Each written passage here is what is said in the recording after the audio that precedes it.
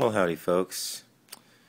Decided to do one last M1A video. Now you're probably wondering why the hell I have the Winchester book and the Winchester Western ammo.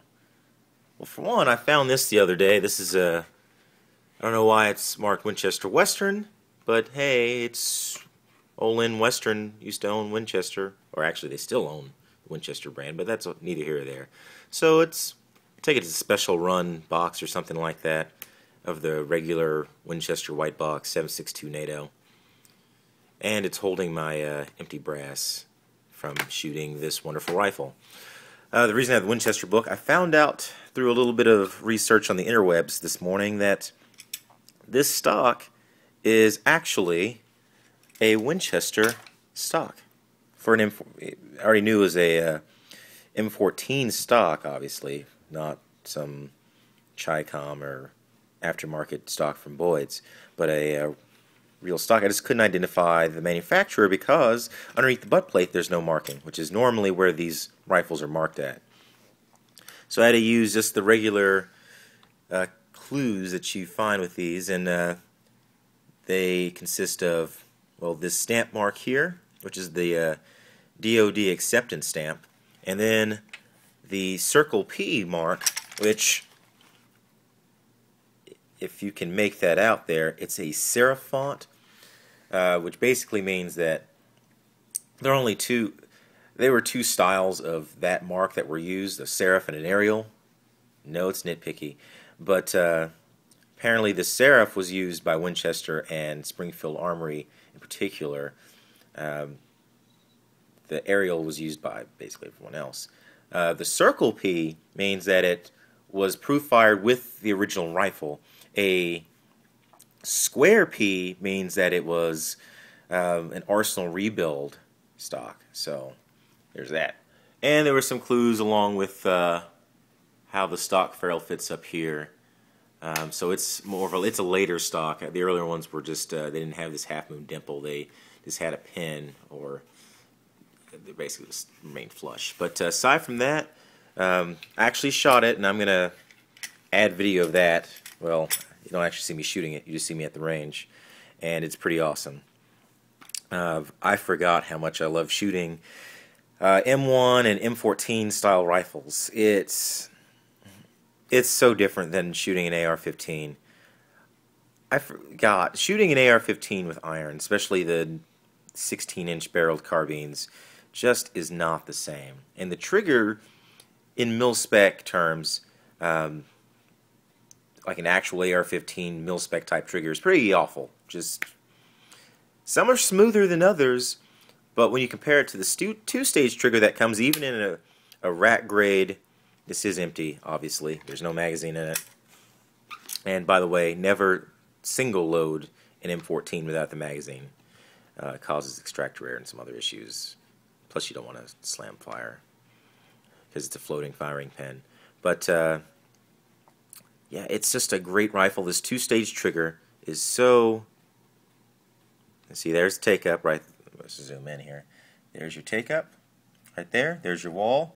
Break. Amazing. And I had forgotten about how wonderful the triggers are on these guns, because back then they actually cared. And it wasn't just about dumping rounds down range. Not that anyone really does that with an AR-15 anymore because it's so damn expensive. But needless to say, rifle shot very well.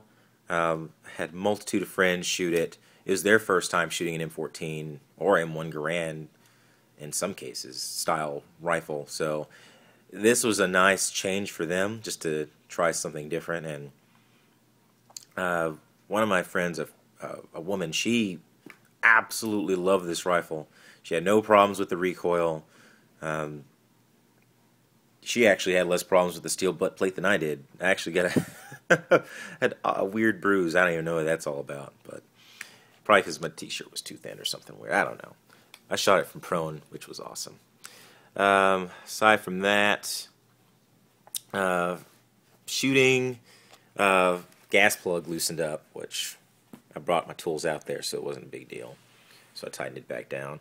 My brass, definitely getting caught here on the face of the operating rod's charging handle area.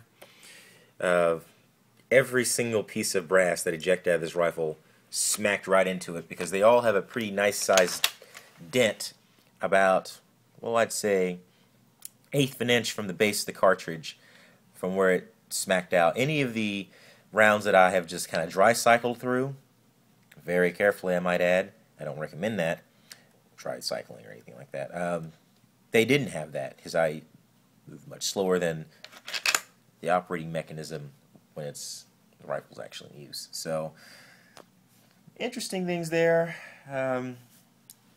This rifle hasn't been shot too much, so it's still, even though it's 4 years old, still is kind of in a break-in period. Let me see what else here. I also figured out that the what else did I figure out? Oh yeah, so there are virtually no GI parts in this, as far as I can tell. The bolt is commercial Springfield. It is forged.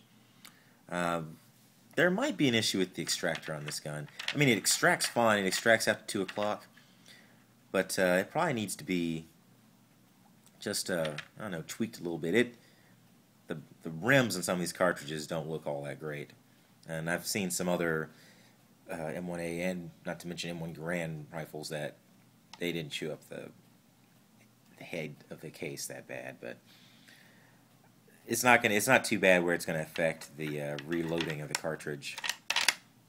And from what I understand, I guess you're not really supposed. You really shouldn't reload the brass on these more than about 4 times, just because of how rough the action is on the brass.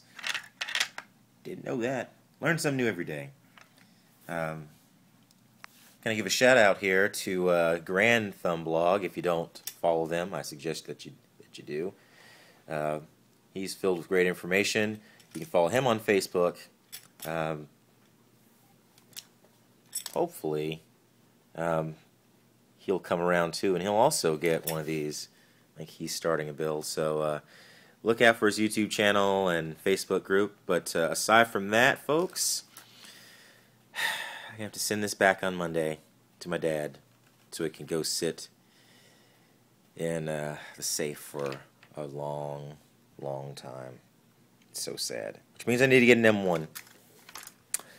Alright, probably going to be Winchester.